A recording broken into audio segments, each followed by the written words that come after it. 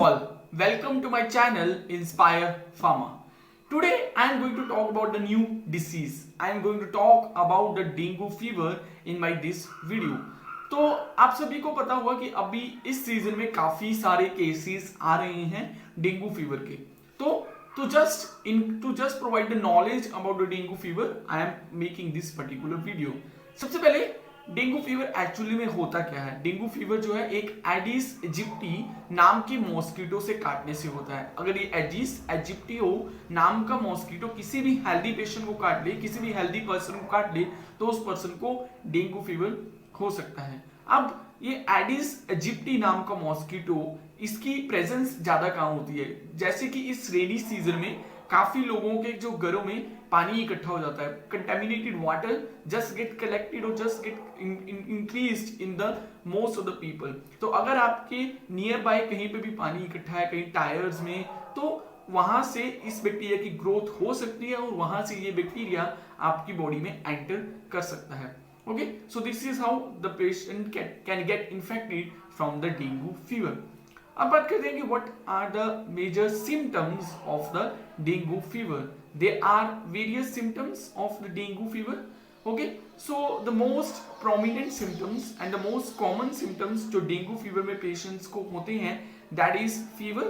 But fever is not persistent. ऐसा नहीं है कि fever आपको पूरी दिन, जब भी आपकी बॉडी में डेंगू फीवर है तो आपकी पूरे टाइम आपको फीवर रहेगा, ऐसा नहीं है.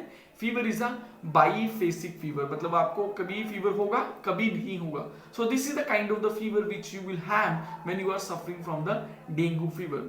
और डेंगू फीवर का जो इंक्यूबेशन पीरियड है, जो मैं बताना भूल गया, incubation period time of dengue fever is a 2 to 7 days. मतलब जब आपकी बॉडी में डेंगू एंटर हो जाता है, उससे लेकर 7 days तक ये आपकी बॉडी में रहता है.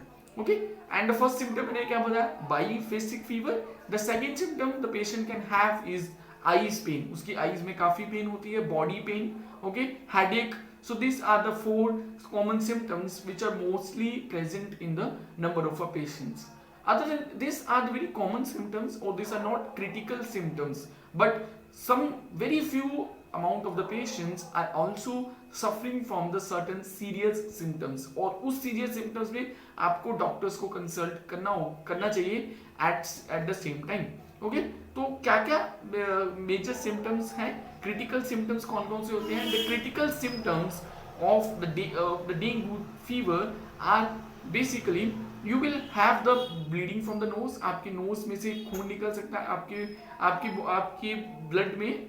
जब आप खांस रहे हो तो आपके वहां पे भी आपके ब्लड हो सकता है. तो ultimately this are the 2 certain kind of the common symptoms. अगर आपका बीपी डाउन हो रहा है, आपके स्टमक में पेन हो रही है, if you are suffering from the abdominal pain which happens in the certain patients, तब भी इन दोज कंडीशन आपको this are the critical symptom. तो उन कंडीशंस में आपको डॉक्टर को कंसल्ट करना चाहिए. Okay, but such kind of critical symptoms only occur in the few patients. और वो पेशेंट्स कौन कौन से हो सकते हैं. अगर किसी पेशेंट को पहले से डेंगू फीवर हो चुका है, अगर कोई पेशेंट डायबिटीज से सफर कर रहा है, हाइपरटेंशन से सफर कर रहा है पहले से, तो उन सभी पेशेंट्स में इस तरह के क्रिटिकल सिम्टम्स हो सकते हैं of dengue fever.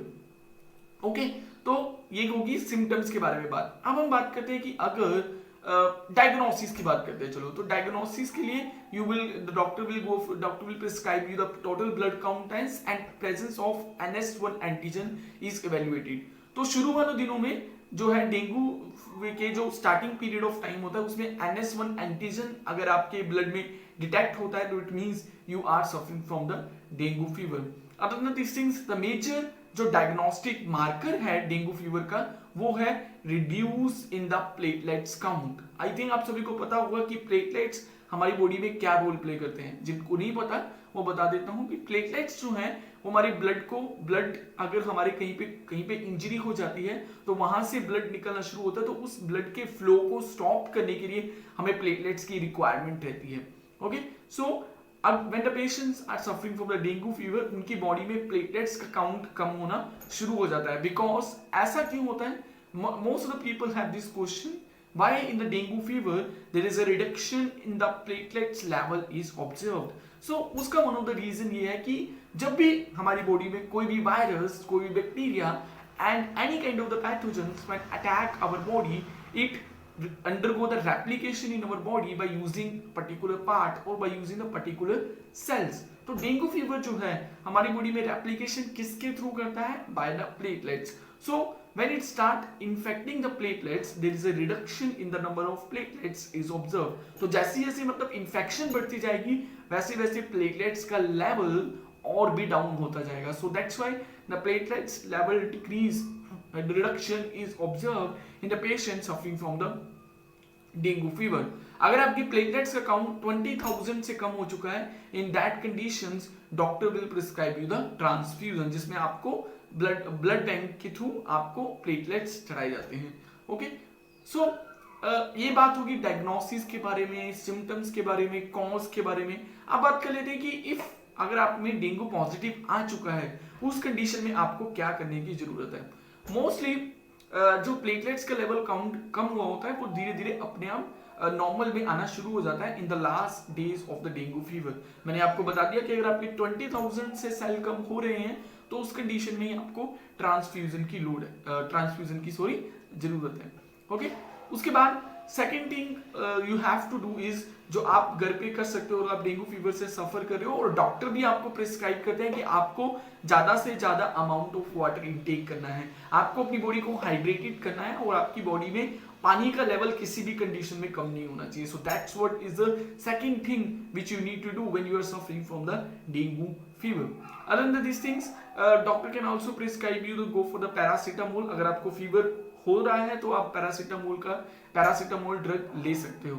Other than these things, there are no any kind of the major drugs which are used for the treatment of dengue fever. कोई ऐसे ड्रग्स नहीं है, बस आपको रेस्ट लेनी है, आपको प्लेंटी ऑफ वाटर इंटेक करना है, आपकी बॉडी को हाइड्रेटेड करना है. अगर आपको फीवर आ रहा है तो आपको पैरासीटामोल का इंटेक करना है. इसके अलावा 5 to 6 डेज के बाद जो आपके सेल्स हैं वो भी नॉर्मल हो जाते हैं और डेंगू भी बॉडी में से डेंगू फीवर की भी इलिमिनेशन हो जाती है. बट अगर आप में क्रिटिकल सिम्टम्स हैं जैसे कि मैंने बताया थे तो उन क्रिटिकल सिम्टम्स में you need to consult the doctors and doctor will keep you for the observation for the 5 to 7 days in those critical symptoms. Okay, so ये हुई ट्रीटमेंट स्ट्रेटेजी. और प्रिवेंटिव स्ट्रेटेजीज क्या हो सकते हैं? आप अपने घर में मॉस्किटो रिपेलेंट यूज करो, स्पेशली इन दिस सीजन.